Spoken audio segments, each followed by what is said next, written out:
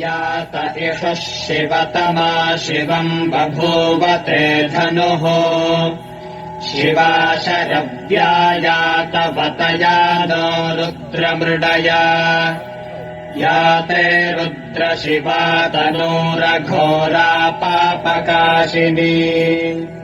तयानस्तनुवाशम् तमया गिरिशम् ताभिचाकशीः यामिषुम् गिरिशम् तहस्ते बिभर्ष्यस्तवे शिवाङ्गिरित्रताम् कुरु माहिगुंसेः पुरुषम् जगत्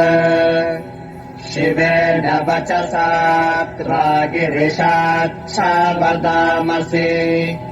यथा नः सर्वमिज्जगदयक्ष्मकुम् सुमना असत् अध्यवोचदधिवक्ता प्रथमो दैव्योऽभिषक् अहेगश्च सर्वाञ्जम्भयन् सर्वाश्च यातु धान्यः असौ यस्ताम्रो अरुण उत बभ्रः सुमङ्गलः